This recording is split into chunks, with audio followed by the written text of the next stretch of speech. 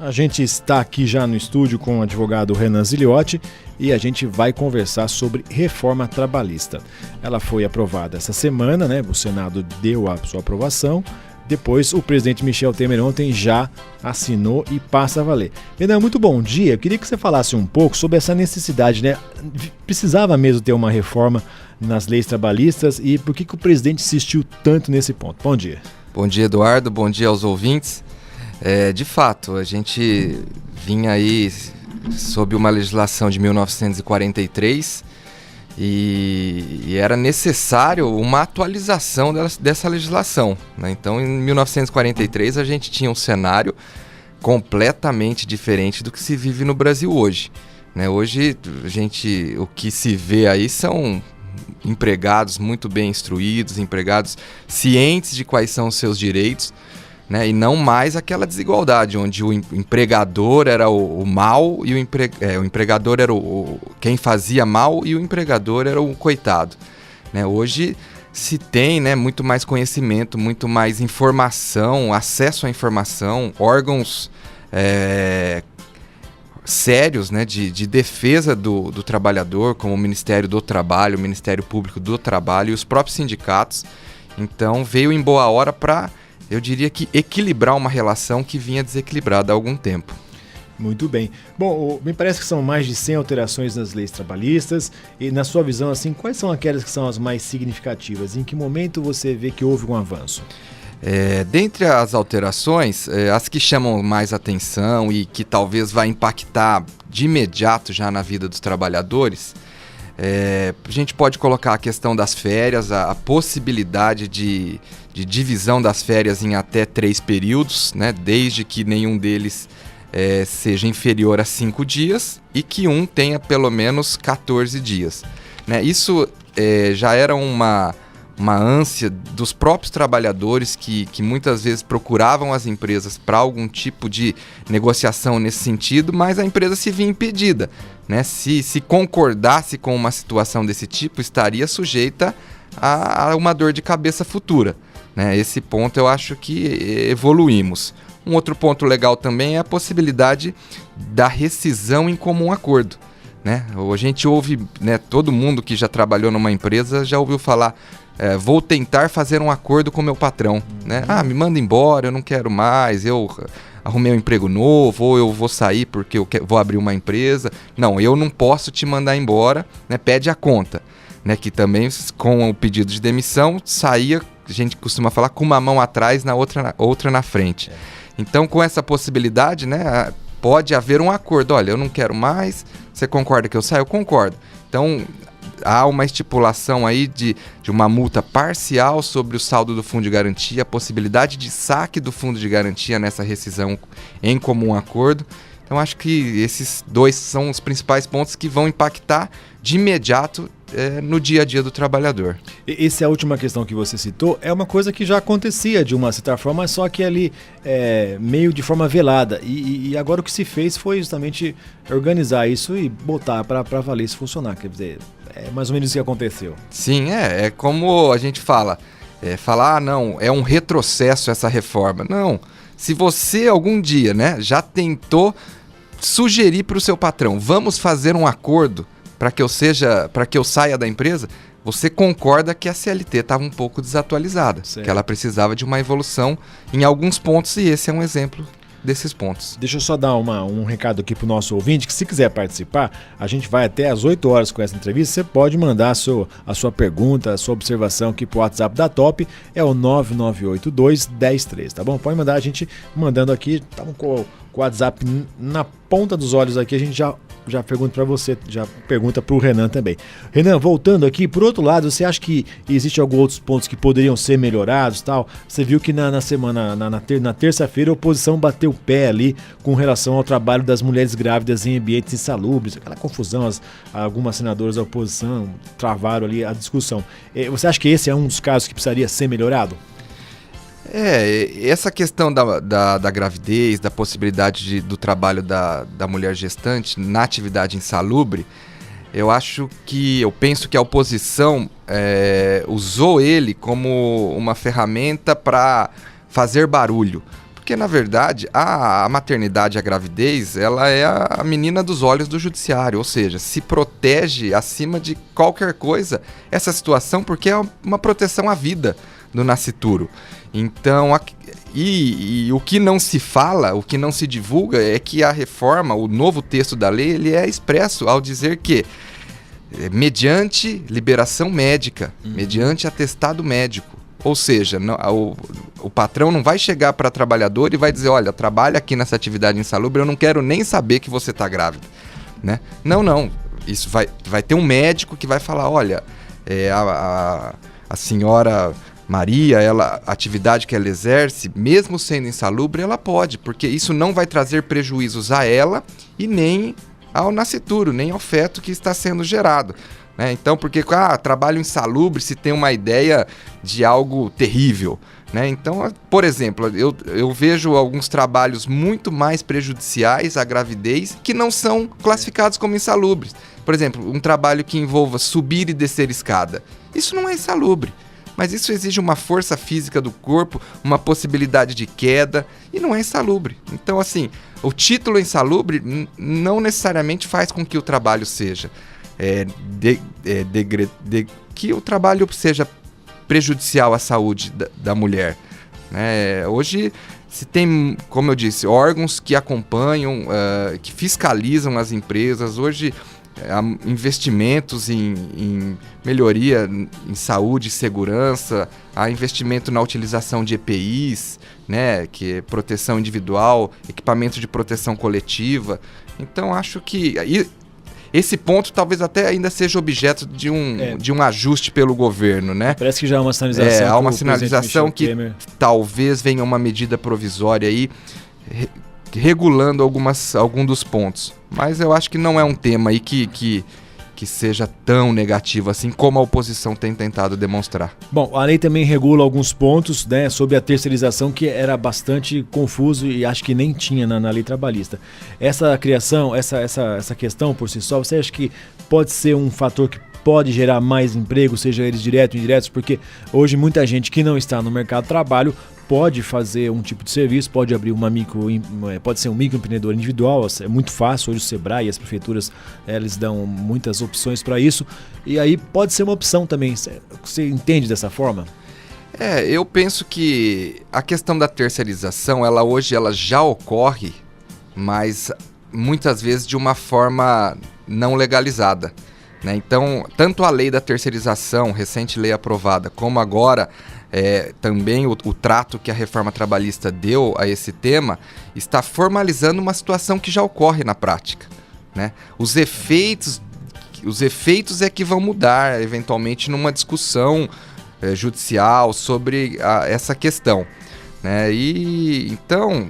mais um ponto, não está se reformando, se retirando direitos, está se atualizando a legislação para algo que na prática já acontece todos os dias na realidade e muitas vezes no informalismo.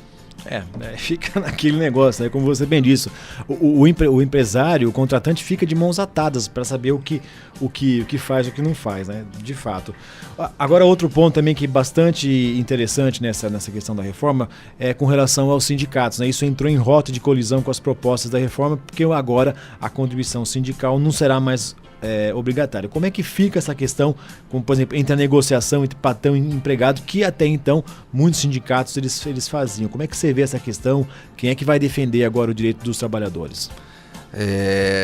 Na verdade, a reforma trouxe aí algumas possibilidades de acordo direto entre patrão e empregado, mas eu acho que os sindicatos só vão buscar um fortalecimento até em razão dessa questão da contribuição obrigatória. Com a retirada desse imposto, que até então era visto como um imposto, 1 dia de salário por ano, todo empregado contribuía para o sistema sindical, os sindicatos vão ter que convencer o empregado que ele precisa se associar. Se associa a mim, pague a minha mensalidade, porque quem é sócio do sindicato todo mês paga uma contribuição. Isso é verdade. Então acho que também isso vai ser benéfico ao trabalhador, porque o sindicato vai trabalhar ainda mais para dizer, olha, se associa a mim, eu estou lutando por você, eu conversei com o seu empregador, eu conversei fiz um convênio que é interessante para você. A participação do sindicato continuará sendo muito importante no diálogo com as empresas. Né? Alguns temas é difícil o trabalhador chegar diretamente no empregador dele, olha, eu gostaria de tratar com você esse assunto. Né? Não tem essa abertura.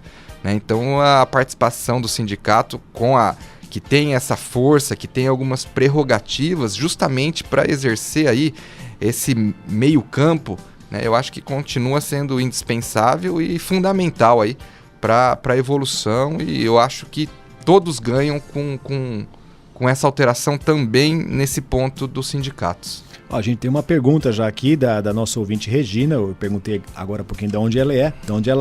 Ela está dizendo que ela está afastada por doença, e ela disse nessa condição se eles podem mandar ela embora ou se pode fazer um acordo com ela. Ela disse que está com câncer já faz 2 anos. Agora, como é que funciona e com a nova lei? Como é que pode ser feito isso? Sim. Bom dia, Regina. Isso. Nesse ponto, a reforma não tratou especificamente, né? Mas o seu contrato estando suspenso pelo recebimento aí de possível recebimento de um benefício previdenciário por esse afastamento em razão da sua doença, impede que você rescinda esse contrato ou que você faça um acerto com o seu empregador. Então é necessário que você aguarde o término desse benefício, né, a melhora do seu quadro de saúde, o retorno ao trabalho, e aí logo do seu retorno você vai poder começar a sinalizar para o seu empregador a sua intenção talvez de sair da empresa. Tá certo, ela lembrou aqui que ela é de Ourinhos. Ela tá falando que pena, mas que não tem retorno, né? Mas enfim, você pode. As leis, inclusive, viu? Lembrando, elas passam a valer a partir de novembro de 2017, né? O governo tem aí 120 dias, 119, né? A medida foi lançada ontem, para poder isso valer a pena. Você acha que. Desculpe. Você acha que de repente isso vai entrar justamente em novembro? Isso vai ajudar, por exemplo, no final do ano que tem aqueles contratos temporários? Ou vai ter uma certa confusão das empresas, porque tudo aquilo que é muito novo causa uma certa dúvida? Porque as empresas, né, no período do Natal, principalmente shoppings e o comércio, faz aquela contratação dos temporários. E aí a lei já tem algumas questões que já ajudam bastante nesse sentido. Sim. Eu penso que de fato a aplicação ainda vai ser um pouco duvidosa, até porque a gente está sempre sujeito a uma análise do judiciário sobre como isso vai de fato interferir aí nas relações empregado e empregador. Mas no meu ponto de vista, conforme as questões foram sendo amadurecidas e colocadas em práticas, vão sim ampliar as possibilidades de emprego, as possibilidades, vai destravar hoje o empregador, porque muitas vezes, né, o patrão tem medo de fazer um ajuste, olha, sai mais cedo hoje e entra mais cedo amanhã, ou alguns entraves que a lei vinha colocando que desestimula a contratação. Não vou trabalhar com o que eu tenho aqui mesmo, porque se eu contratar mais eu posso ter dor de cabeça nesse ponto, naquele ponto. Então eu penso que sim, que com a entrada em vigência, né, a entrada em vigor dessas novas leis, né, desses pontos, vai sim abrir a possibilidade de novos contratos, de novas possibilidades de trabalho, sem dúvida. E também, Renan, essa questão das férias, né, que ela pode ser fracionada até 3 períodos, né, mas um deles não pode ser menor que 14 dias.